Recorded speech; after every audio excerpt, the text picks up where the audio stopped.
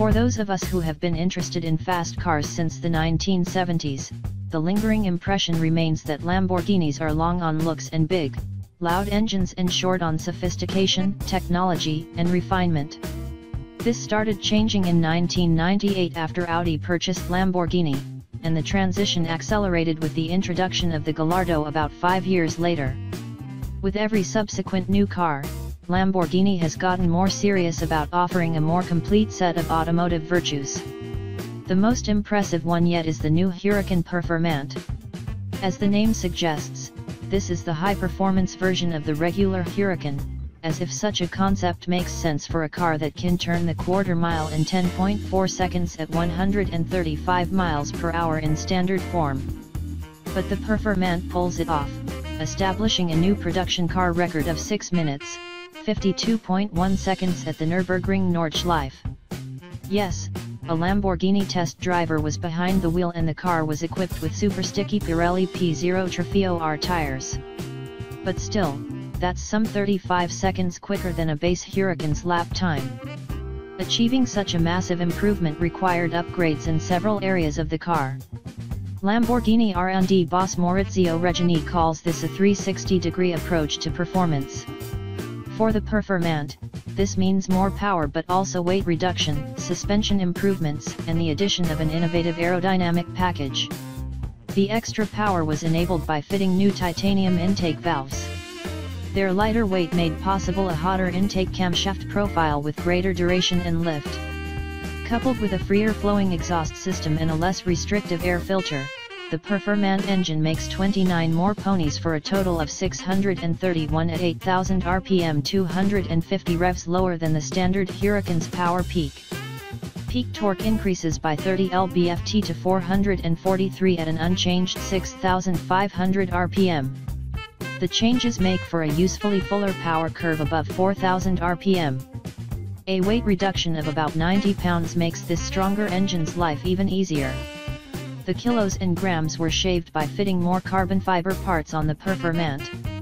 These use Lamborghini's patented forged composite technology, which uses inner and outer molds under pressure to create more complex and less expensive parts than traditional laminate construction. In place of the intricate woven fabric pattern of the traditional carbon fiber parts, these instead resemble a black and gray version of tortoiseshell but still look terrific in their own way. There's also a redesigned stainless steel exhaust system that uses simpler plumbing and a central outlet to save 22 pounds alone. Keep in mind that 90 pounds is the net reduction after the weight added by the new aerodynamic package. Reinforcing the chassis to match the additional thrust, the power-to-weight ratio is 7% better. The Performante gets 10% stiffer spring rates and thicker anti-roll bars to produce a 15% increase in roll stiffness. Recalibrated, optional, magneto-rheological dampers match these stiffer components, as do suspension bushings that are 50% stiffer both axially and radially. While the tire and wheel sizes do not increase about the same as a current Porsche 911 Carrera's, the rubber escalates from standard Pirelli P0s to the track-oriented P0 Corsa tires. And even stickier P0 Trofeo Rs are available as an option. Finally, the Performante gets an aerodynamic package called ALA, which stands for Aerodynamica Lamborghini Attiva. The system adds a front splitter and a prominent rear wing to create as much as 770 pounds of downforce at 193 miles per hour, greatly increasing high-speed grip. The Attiva in the name means active, and the system can reduce its downforce and associated drag using some clever engineering. In front, a pair of grille flaps can open, relieving the air pressure above the splitter to greatly reduce drag and downforce. In the rear, the wing is hollow, as are its supporting struts, and there's a series of slots on the underside of the wing that are open to its internal cavity. A pair of air scoops located in front of the struts are controlled by motorized flaps and can feed air into this hollow wing. When the flaps are shut, air flows over the wing conventionally, creating plenty of downforce at speed. However, when the flaps open, air flows into the wing and out through the slots, stalling the wing and reducing both downforce and drag. This is a much simpler and lighter approach than using some sort of linkage to change the angle of the wing. It also allows side-to-side adjustments, as there is a separation in the middle of the wing's cavity. So by stalling only one side of the wing, it's possible to balance the vertical force on the rear tires during cornering. We had a great opportunity to evaluate these changes at the Imola racetrack, near Lamborghini's Sant'Agata Bolognese headquarters. Although the track has been reconfigured with several new chicanes since the accident that killed Ayrton Senna in 1994, it is still an extremely fast circuit, well suited to powerful cars.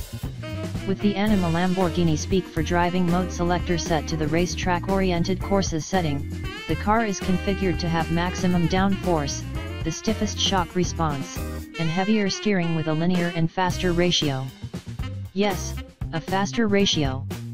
The Performante is available with Lamborghini dynamic steering, which allows changes in the steering ratio, not just the steering effort and feedback adjustments that have become typical in performance cars.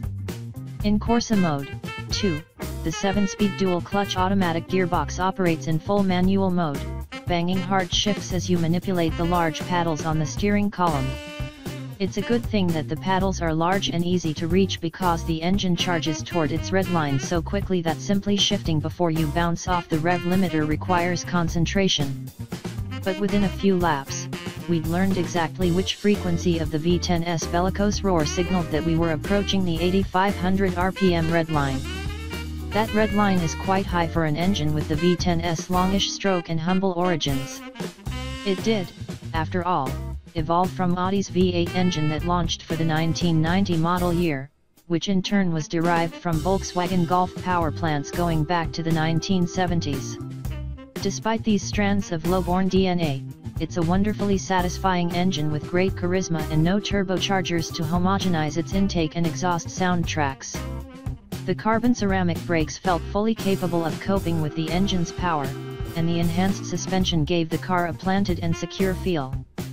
The Performante turns in well, and despite having all-wheel drive, it's the tail end that breaks free first. Within a few laps, we were seeing 170 miles per hour on the longest straight and sliding the car through the tight chicanes as we used the curbing to straighten the car's line. The performance forgiving nature near its handling limit made its extreme performance accessible.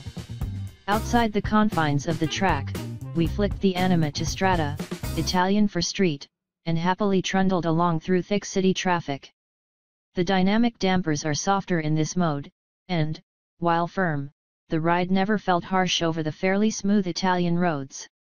At the same time, steering effort is more moderate and the transmission operates in an automatic mode, shifting for itself smoothly and letting the aggressive engine loaf at low RPM, which it is perfectly glad to do. The Performante comes standard with a minimally adjustable track-oriented seat, but buyers can also opt for the comfortable, highly adjustable standard seats. Forward visibility is excellent, the jet fighter array of switches eventually makes sense, and you can appreciate showy touches such as the bright red flip-up cover that protects the engine start switch. The instrument cluster is a large TFT screen that is extensively reconfigurable to suit your whims. But the tachometer is somewhat hard to read, and given how rapidly the engine accelerates, a head-up display would be a nice addition. Whether used as a track tool or a Sunday escape vehicle, the Huracan Performante satisfies and excels. And for those who still believe Lamborghinis are solely suited for turning heads on the street, the Performante is pretty good at that as well.